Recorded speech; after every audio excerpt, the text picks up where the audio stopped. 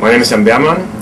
My research project is on thermal energy generation by solar collectors. My name is Ross Radel. I'm a fourth-year graduate student at the University of Wisconsin. My thesis research, I work on the inertial electrostatic confinement fusion device. My particular project is in developing that fusion source into a pulse source for the specific application of fissile material interrogation for the Department of Homeland Security. First-year graduate student here at UW.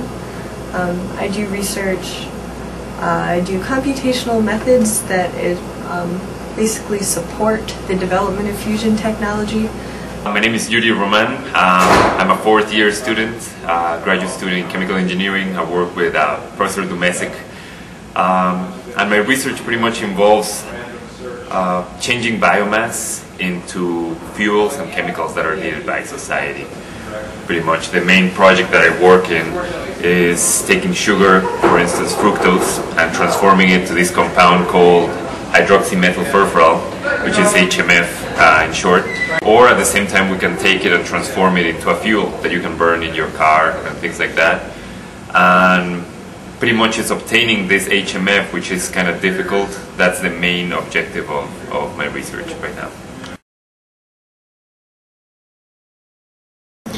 Well, I think there's a lot of potential in heating and air conditioning. For example, solar collectors for heating. Yeah, establish solar collectors next to conventional heating systems like gas furnaces. It would be nuclear power. Nuclear power is it's on the same sort of level price-wise as coal, but it's significantly cleaner. There's essentially zero greenhouse gas emission, and so this is sort of technology that is fully developed and ready to be expanded. In fact, that's what's happening around the country right now. Is people are seriously looking at nuclear power as a baseload sort of power capacity. For a school like this, it would be good to apply, the different technologies that exist out there with the resources that are available, say in Wisconsin, to supply energy. So, for instance, use biomass more, like use ethanol more. All the energy obtained for, say, anaerobic digesters that they get from like cow manure or something like that. At the same time, make buildings more efficient, say like the one that is downtown.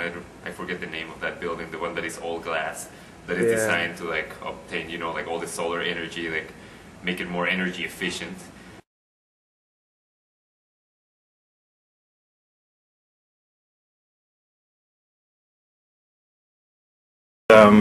It's always only a fraction of the complete heating load which can be covered by these alternatives.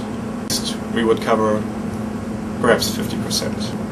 There hasn't been a lot of change during the last 30 years if we look at thermal energy generation, but the photovoltaic systems are getting better. Well, they are very expensive, and still they are only 10% efficient. There's safe, proven, reliable sort of technology. There is, of course, the waste, a different sort of waste issue.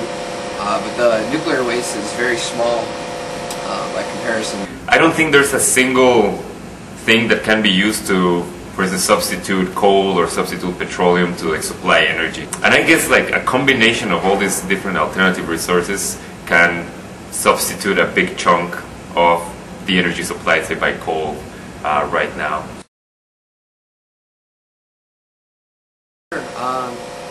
It's a dirty old plant, and it would be nice if it could go away. Coal plants are generally pretty polluting, so I think it would be better if there was a different type of power, but it's already built, so it's a little late for that. The problem is the alternatives we have are very rare, so I think today we don't have really an alternative. It's unrealistic for it to go away. There's really not a lot of other options at this point that are much better than it. But I certainly think that decision makers should be out there looking for other alternatives. I am a proponent of, for example, nuclear power, wind power, things that are cleaner. But like I say, it's something that we shouldn't just like shut it down now because it's dirty.